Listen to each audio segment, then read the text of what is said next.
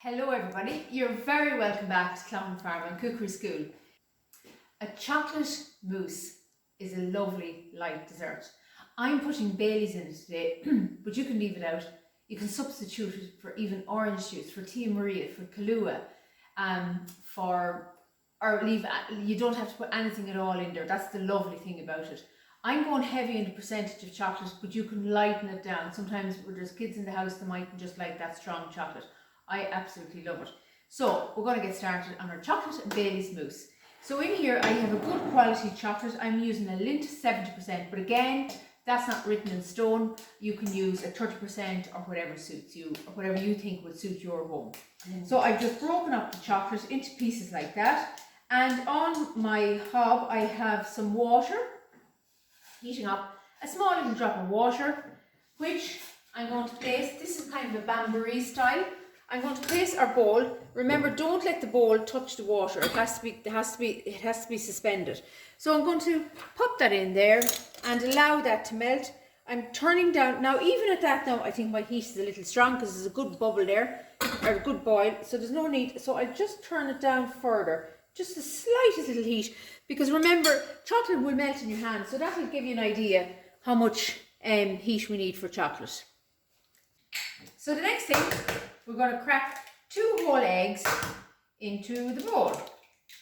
And into that, we're going to add our Baileys. Absolutely gorgeous. Love this.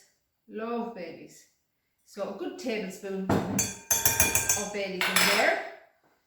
And the next thing we're going to do is, we're going to take another saucepan and pop it onto the heat. Again, a bain-marie style. We're going to suspend the egg or the bowl from the water. So we just place it over the bowl like so. And we're going to, this should work for me. In here. We're going to beat this until it's doubled in size. So if you want to come in there, Michael, you can just have a closer look at it. So we have the Baileys and egg, and we're going to beat this till it's doubled in size.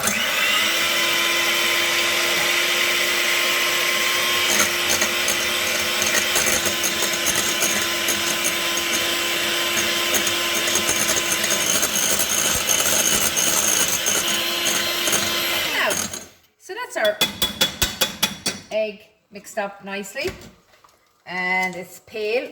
I forgot to mention that yet. Nice and pale in colour. So just be careful when you lift it off that you've no dribbles underneath.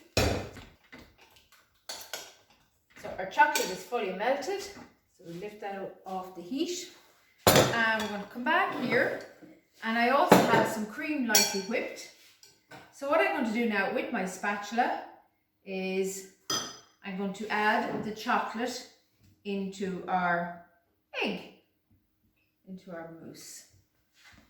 And by beating the egg like that, it leaves your mousse lovely and light. So that's the purpose of that.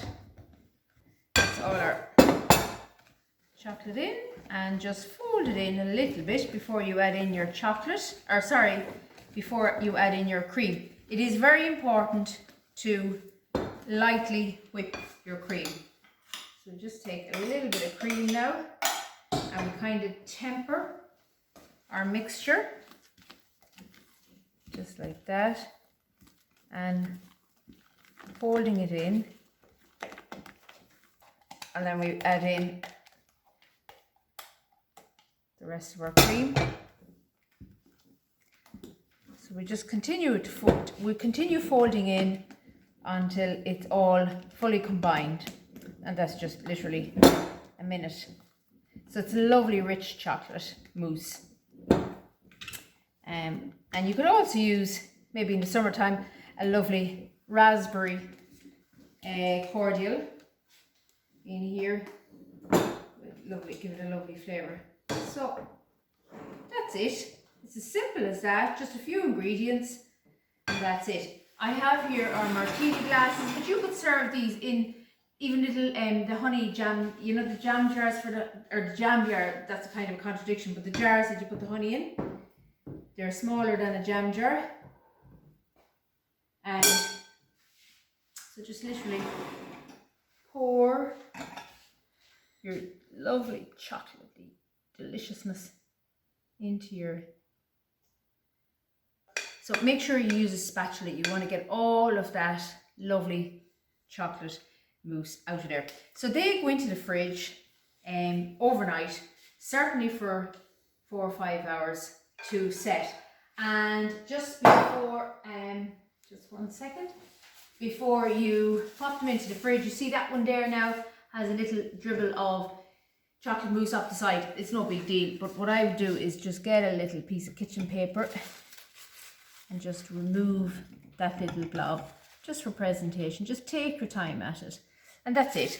So there they are. Sometimes if they peak a little bit, just go like that. So they will sit quite happily in your fridge overnight. Absolutely gorgeous the next day then to serve. I made these beautiful ciblé biscuits earlier on. Now you don't, of course, have to serve these at all with them.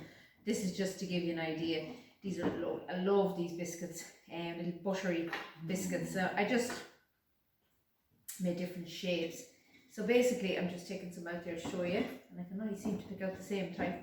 But anyway, so we'll just get the little bit of icing sugar and just lightly dust the top of them. These are lovely light biscuits to serve with any dessert. Cheesecake, mousse, tiramisu, anything. They're absolutely gorgeous. Now, that's it. So, we just pop, here's some, we'll just pop our little biscuits there alongside. Just a little Christmas tree, just to mark a little heart. There for one of them.